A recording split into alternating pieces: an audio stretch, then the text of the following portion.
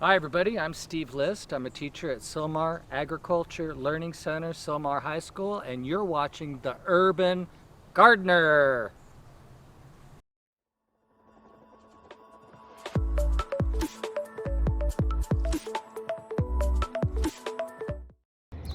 All right, everybody, welcome to another episode of The Urban Gardener. I want to thank you all so much for joining with me here today. If you haven't already, please hit that subscribe button right down below. Follow along with more of our garden adventures here on The Urban Gardener. In fact, hit that bell notification so you'll be notified of upcoming episodes. Today, we're going back to high school. We're at Sylmar High School here in San Fernando Valley in Southern California to check out their Sylmar Agricultural Department here, where our good friend Steve List teaches agriculture to these high school students. So let's get in there and go meet Steve and take a tour of this great educational program.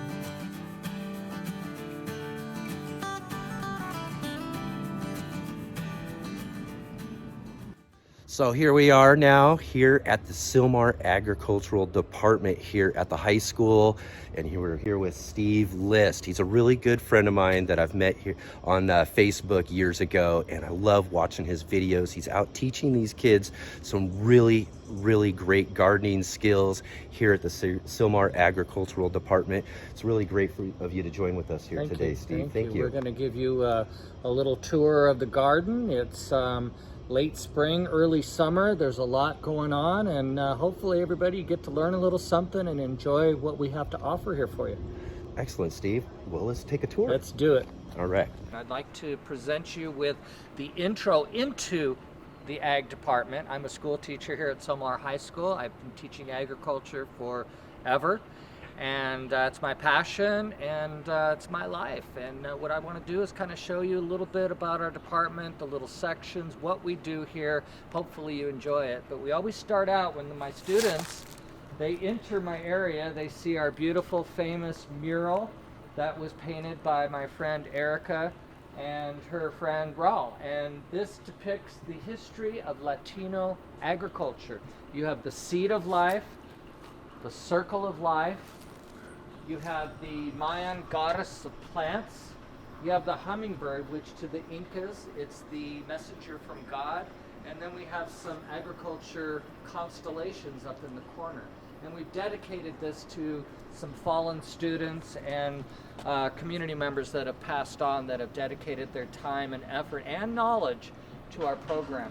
We're surrounded by our medicinal garden, which we have our native white sage, we have some verbena, some yarrow, and then we have our famous lavender farm, which we have 7 to 10 varieties, depending on what I got or what's going on. But we have the English, the French, and the Spanish lavender mixed in, a little bit of rosemary. And then we come over here, we have a lot of butterflies, bees, hummingbirds. This is our pollinator garden. We have our hot lips or lipstick salvia, the African blue basil, which the bees love. You know, intertwined in that is some of your milkweed, which attracts the monarchs. And you get over here, we have a butterfly bush or the buddleia. And you got these little yellow moths running around in there. And again, this is another learning section. Our students will take this, research, utilize it. But we love our butterflies, and me personally, I love the hummingbirds. I am the spokesperson for LA City Urban Gardening and Rain Barrels. And we gave away 800 of these bad boys this year to 8 different council districts. Next year, we're going to pick up the other 7 and perhaps do some more. But the whole philosophy of the rain harvesting is to save whatever little rain we get. And what we have here is we not only have the rain barrels, but we also have these big totes. Each of these holds 1,000 gallons of water. And you can see I have them draining and trying to just clean them out because the It's a clear plastic and it tends to grow mold, and also if there's just a tiny bit of water, we're going to get a little bit of mosquitoes. But during the wintertime, we have this rain spout up here, and it's collected through the gutters, trickles down, goes into our tanks, and then we use this water to water our greenhouse. Now the great thing about rainwater, number one, it's a neutral water, and it's I mean that by pH. The pH is neutral, and it also has a little bit of nitrogen. So we found that by using rainwater, our plants get a little bit more of a kick. It's a big deal. I know it's not a lot of water to use one of these. You're not going to get a whole bunch out of it, but I think it's the thought that counts. I think if everybody practices it, not only will their plants be better, but again, if everybody does something like this, we're going to save a little bit of water. And you know, as we know, anything helps with this water situation. So that in a nutshell is our rain harvesting. So we're going to go check out the chickens. We're trying to limit our watering, so anything automated, anything that we can do that we don't have to hand water helps me during the summertime. We're about 99% automatic watering on these facilities. Oh, that feels good. Anyhow, here's our chickens, everybody. I would say we probably have 40 chickens in here, anywhere from 10 to 15 per pen. We raise them for eggs, but we also use their chicken poop for our composting. And again, if you're going to be using chicken poop for composting or for fertilizer, make sure you compost it. The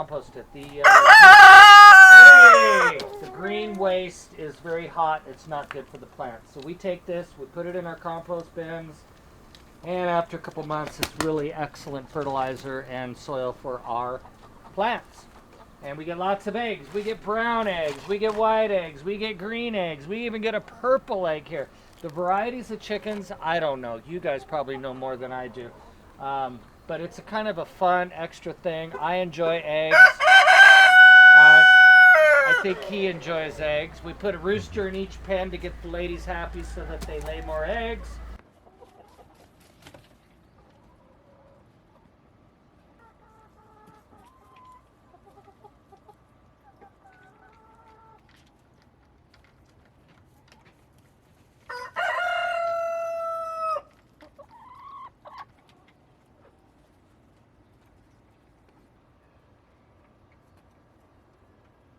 We're here in my compost unit, and this had brought me political attention. Yes, composting's a pain in the butt. It's difficult, it stinks, it gets flies.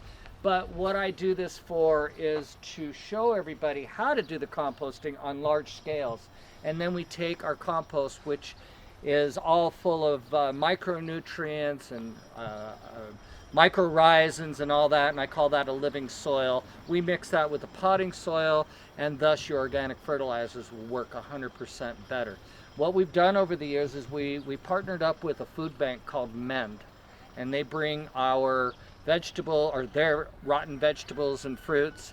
We put them in, and we go to the first bin, and what we'll do is we'll put a layer of the rotten stuff. Then we put a layer of carbon, which are leaves and grass clippings. We even throw hay if we have it in there. And then I'll top dress it with a potting soil. And the reason I do that is really twofold. One, I want to do is create that living soil, but I also want to keep the flies and the smell out. Being a school teacher, the last thing I want is a teacher complaining that there's flies and it stinks. They'll shut me down so fast. So we bring that. When this is full, we move it over to bin number 2. And this will sit here for 3 or 4 months. I don't have any manpower to move it, and it's a lot more difficult, but the more you turn a compost, the faster it will compost. And then I bring it over to this one, and ends up being our final product. And we'll take it, and I'll reach down in here, and if it's warm or hot or it stinks, it's not ready. But generally when it moves from here to here, it's ready to go. And we'll take this and we'll mix it 50-50 with our potting soil, which again will give us our living soil. So again, this is our compost unit, another section of our learning zone for the high school students.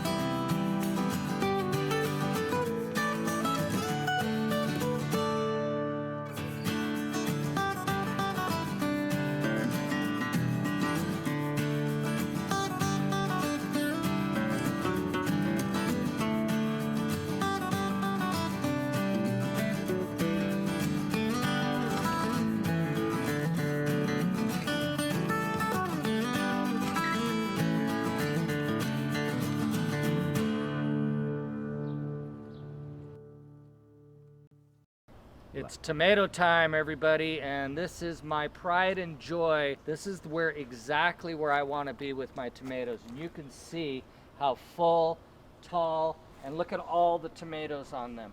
And I'm going to tell you my secrets here. Number one, very, very little water. Number two, I don't prune them. And number three, it's pure organic. If you go back onto my YouTube channel, and here I am selling myself, so I'm at Ask Mr. List. There's 5 videos on planting tomatoes. What we did is we plant these the lasagna method. So I'll take a layer of compost, then I put a dry organic, then I put a layer of potting soil, dry organic, so on all the way to the top. So by the time these things are this big and the roots have gone down, that dry organic fertilizer is starting to break down, the roots absorb it, thus you got tomatoes on crack. A lot of people say, nah, you're using Miracle-Gro and this and that. No, these are pure organic. When I water them, which is very infrequently, I do water with, well, first I fill it with water and make sure that there's no air pockets. Then I'll fill them again. Then I overhead water. I foliar feed with a fish emulsion or an organic liquid. I like the Kellogg's and the G&B products myself, but anything as long as it's purely organic will work. And I'm completely against pruning. A lot of people think you got to take the suckers, you got to do that. What I'm saying is a tomato plant, it's a weed. Leave it alone, let it grow, it'll happen. The other thing, if you prune too much, you're going to expose these tomatoes to sunburn. So a lot of people don't understand that. If the tomato's sticking out there, the sun's hitting, it will get sunburned or sun scald. So the natural canopy of the plant will help prevent that sunburn. So by, looks to me like probably next week we're going to be harvesting tomatoes. We're going to be doing a lot of salsa. Hopefully we'll do a tomato tasting. I didn't get to do one last year because of the pandemic, but cross your fingers this year we can do a tomato tasting. All right, everybody, we're doing peppers, and you can see I have the Scoville meter. This shirt is a little outdated, and I probably wouldn't have bought it if I had seen that, but it's missing one of my favorites. It's missing the Carolina Reaper, which we do have. So we have here in our egg area, in our pepper garden, we have the hottest pepper in the world, and we got a lot of bell peppers, which are the most mild peppers in the world. So I don't like to get my plants or my peppers planted too early, because if you plant them in March and April, what happens is your nighttime temperatures, it's just a little too cold, they don't grow, so they just sit there. So I kind of like get them going in the greenhouse, and I bring them in May 1st. And as you can see, they're all doing good because of the night temperatures and the heat, all organically grown. One of my secrets for good organic peppers is I like blood meal. Blood meal is probably the best source of organic nitrogen you can get. So not only do we mix a lot of organic matter and compost into the soil, but we also mix a dry fertilizer. I plant the peppers, and then I go ahead and I put the blood meal on top. And every once in a while I'll put a liquid fertilizer on it. Peppers require a little more water. They don't have a lot of feet or root system, so you need to water them a little bit more. This year I decided to put these tomato cages on, and reason being is every year I'm getting these peppers. They grow, they get a lot of peppers, but they start falling over. And when the pepper's laying on the ground, the sow bugs, the earwigs, the snails, the slugs, they start invading. Even just the damp surface of the soil will rot out the pepper. So I'm trying to encourage them to grow and be a little more stable with these, they call them tomato cages, but you couldn't put one of my tomatoes in here, no way. And but yeah, just for the heck of it, I got, this is the Shiseido. This is a Japanese hybrid pepper. This is a bell. Then you go over here. Here's our Carolina Reaper.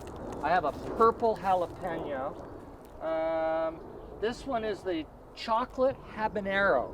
Okay, habaneros used to be, many years ago, the hottest pepper in the world. Then the ghost pepper came, then the scorpion pepper came, and now the hottest pepper is the Carolina Reaper. Way too hot for me. But that's pretty much our pepper garden. I do have some of the perennials, some kale, and I really like to plant chard. This needs to be cleaned up, but I call chard the year-round lettuce. So every garden should have chard, and it's a perennial. This was planted 2 years ago. And so if you need some greens during the summer, you got your Swiss chard. I'm not a big kale fan. Collards is another one you can do year round. What I like to do is I'll take this and I get the fresh eggs from the chickens, make an omelet, put this in. Chard has a little bit of salt in it, or a salty taste. There you go, there's your flavoring.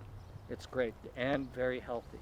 That's about it, I guess. That's our pepper garden, so let's go find something else to look at. We're going to talk a little bit about grapes. In particular, we have wine grapes, and I have 4 varieties of wine grapes. I got this concept from the Huntington Library near Pasadena, and what we've done here is we created this tree, and what I want to do eventually is take this stick out, so we have just a grape tree is what we've got. So this one here, this is a Merlot. I believe I have a Sauvignon Blanc, a Zinfandel. That's the Zinfandel.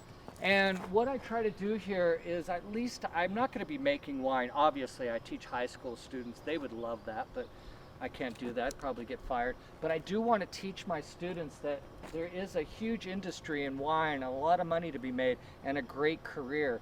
So we kind of dabble with that along with hops. We have a huge hop plant over here that I just talk about to the kids. Again, beer is a big money maker. Breweries are popping up everywhere. Now, this is a hops, one of the easiest things to grow in the world. And you can see, if you look up here, there are some hops up there. They're almost ready to be picked. I think they are ready to be picked. So those are hops. And this will die back completely every year. So in the wintertime, there's nothing here. In a matter of months, when it gets warm, it just shoots up. I have 5 varieties of figs. We do a lot of different figs. Cuttings, I like fresh figs. I'm not a big fig fan, but when it comes to the fresh figs, I love them. And this is kind of the segue into my antioxidant gardens. So over here I have 4 different varieties of jujubes. And it's also called the red date, very popular in the Chinese culture and the Indian culture. And they're these little tiny, some of them get about 2 inches, and they taste kind of like an apple, but very, very high in antioxidants and vitamins. You can make a great tea out of them. It's one of my favorite fruits. So we call this, along with our persimmons, we have 3 persimmons here, 2 fuyus and 1 chocolate fuyu. The fuyus are the persimmons you can eat like an apple. It's not that pear-shaped gooey one that's very astringent and chalky tasting. These are unbelievably good flavor. You eat them just like an apple. And then in the backdrop I have pomegranates. So we call this the antioxidant garden. And then we lead into apples. We have 10 varieties of apples on campus here. And this is a Beverly Hills apple. This is an old standby. To me, it's very tart, like the Granny Smith. Great pie apple. I like green apples. I'm not a big fan of red apples. It's just too sweet. And then our famous mulberry tree, which we've been eating mulberries on for the past month. And you can see all these light red they're not quite ready, but if you look at this guy, here's one here. So that's ripe. Delicious. And I can come out here for hours and just eat them. Don't eat too many though. But it's full. I wish I could get up into the trees and harvest them all, but there's plenty for everybody. So we're going to segue now from the antioxidant and our fruit trees. We're going to stick with fruits, and we're going to go into our specimen stone fruit nursery. And we have everything over here from a nectarplum to cherries to pluots to apriums. This is a quince. This is our first year growing, or we got fruit. You can see we got quince on here. I guess it's good for jelly. I'm not real familiar with quince yet. I will learn it. And the only way I learn is by doing.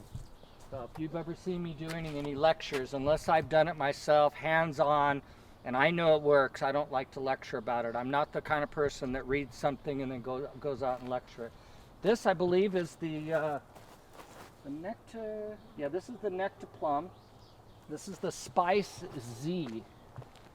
And you can see there's one here. They're kind of small. It's going to be a while before they're still done. Oh, there's a nice sized one. It's a nectarplum, so it's a combination of nectarine and plum. And then we have our cherries. We have the Stella, the Bada Bing, the Lapins, and the Royal Lee and Mini Lee here. And all of them we get cherries. You can see there's a few growing right there. I'm hoping we get more than last year, but we really didn't get as many chill hours as I was hoping. And because of the lack of rain, I think that's going to be one of our dampers.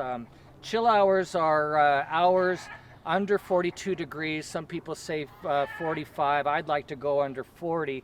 Those are the chill hours needed for the plant to produce. And in Southern California, 400 is pretty good. As you go up more towards Oregon, you're going to be able to grow a lot more things because you have a lot more chill hours. Also, if it's a rainy night or rainy day even, that acts exactly like a chill hour. So the more chill hours, the more fruit. But we do grow cherries. Going in here, we have our pluots. One of my favorites is the Dapple Dandy. I have 4 or 5 different pluots here. We have the Satsuma and the Santa Rosa plum. So the Santa Rosa plum pretty much pollinates everything.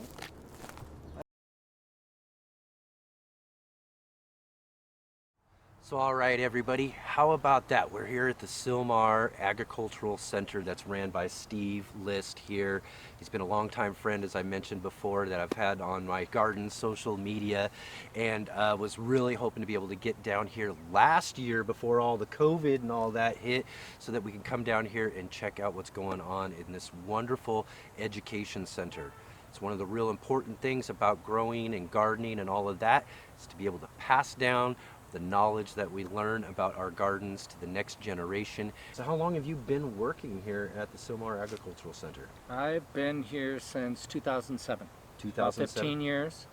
I'm a resident of Sylmar for 35 years, so it was a pleasure to be asked to come here and work and take over a program that's been going on 60 years, I believe the school's been in existence. And yeah. I turned it from pretty much a horticulture center into a functional nursery where we grow and do demos, and then we donate everything that we grow back to other schools, community gardens, low-income gardens, mostly a community-based donation thing. So a lot of the program here is just teaching students about that industry, the horticultural industry, and giving them those hands-on techniques to be able to work with that? It's primarily hands-on. We do a lot of vegetable gardening, so I do teach a little bit about healthy eating. We do fruit tree growing, and then we do production nursery, where we get seeds or cuttings or baby plants.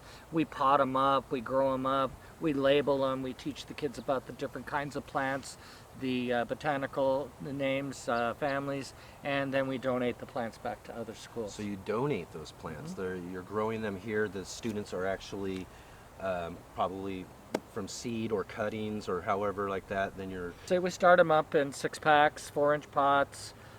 We get them into 1 gallons. If they're small shrubs, we may go into 5s. Trees, we may put them up into 15s. We get a lot of bare root fruit trees in the wintertime. We put them up in 5s or 15s. Yeah. And then throughout the year, we give those, and we give a lot to the students. So whatever the students want, they can take home.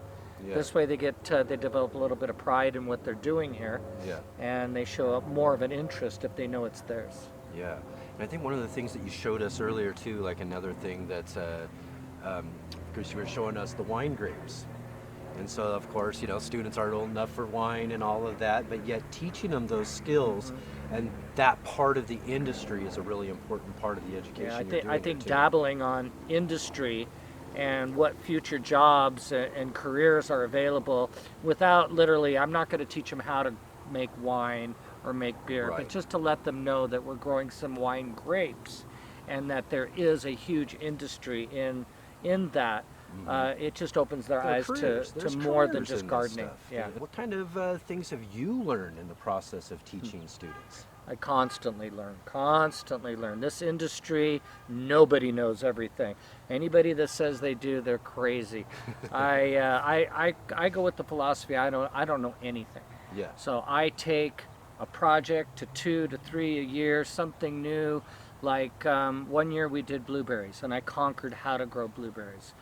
We've done other berries here. We do tomatoes, and every year we do it a little differently.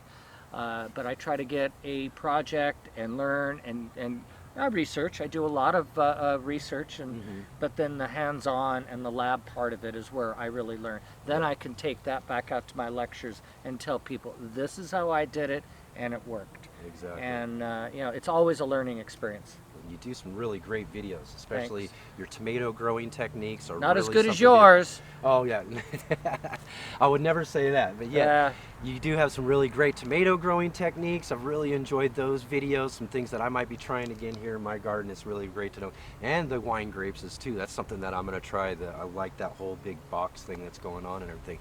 So I'm learning some things here too, at this center. But they got so much going on.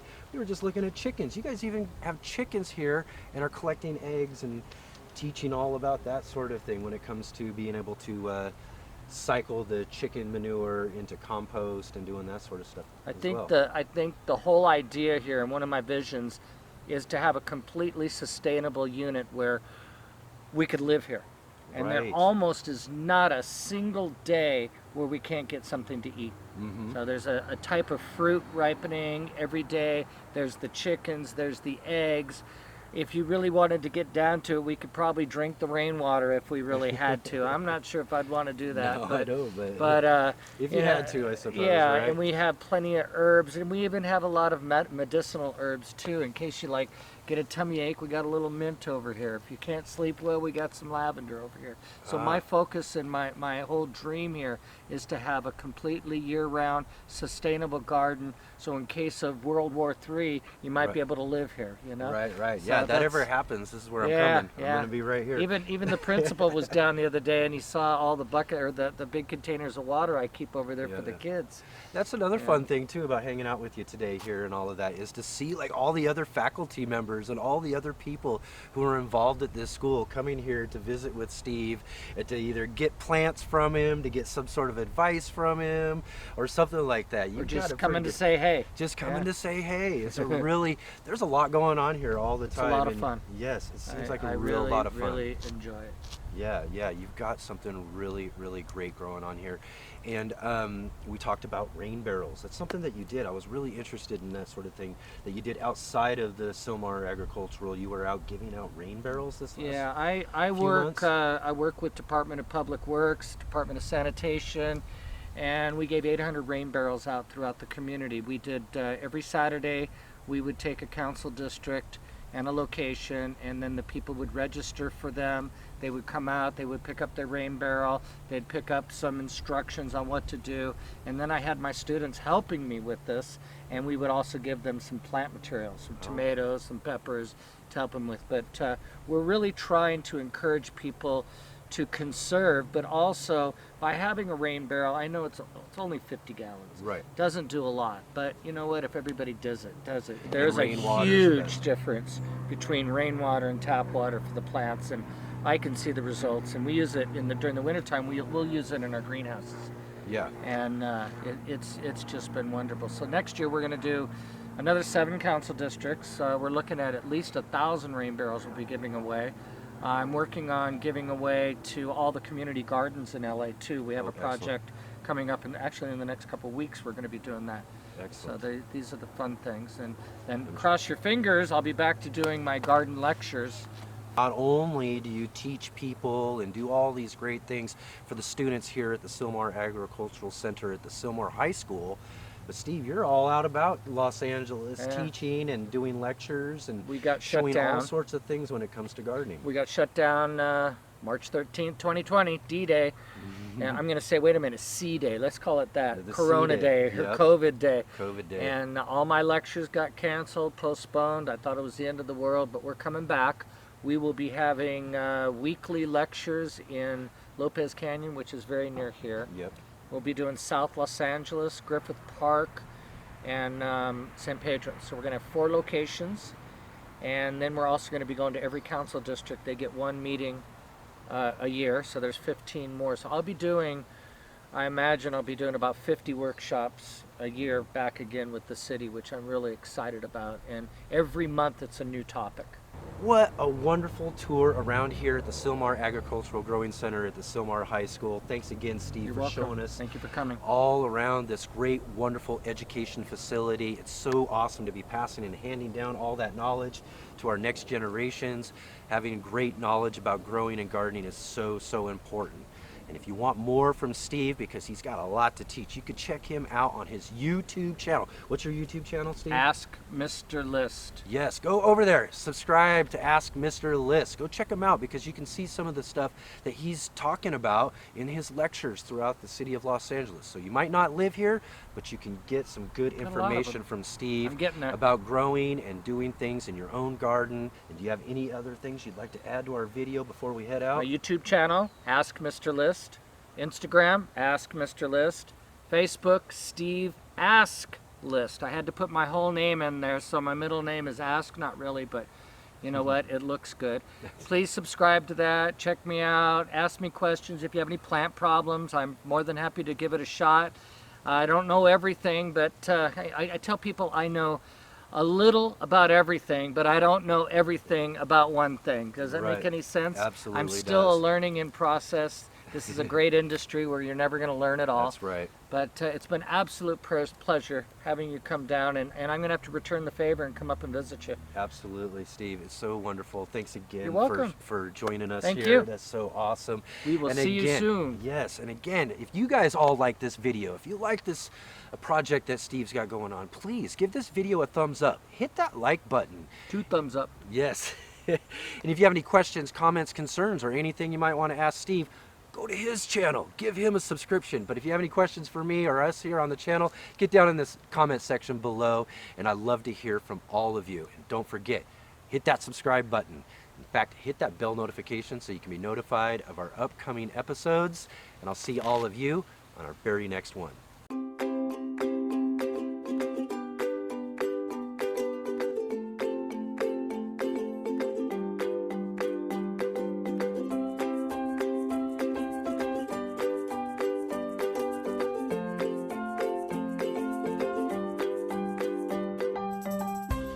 Today, we're going back to high school.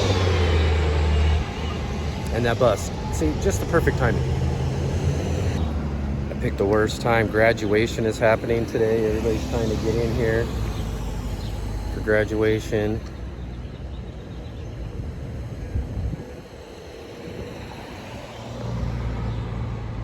Let them, oh boy. That was a clear moment too. So all right, it's really awesome that you've check out Steve's website. He's got Not up yet, I said website, I meant to say YouTube. but that's okay. Keep it going. No, this is the best kind of video there is. Well, these are the outtakes. Yes, the outtakes is what wants. Everybody All gets right. the outtakes. Okay. Yeah. All right. Go ahead. We're gonna let this guy. Yeah, that's too much. The helicopters around here. I thought I had it bad at my house. Go out and check Subscribe out to what he's my got. YouTube channel. Yes, You're already give it- on his. He's got too many subscribers. I only got 300. I feel neglected. No, it's okay. Yes, go I'll over get there. Give him a Ask subscribe. Mr. List. Ask Mr. List. Absolutely. Good?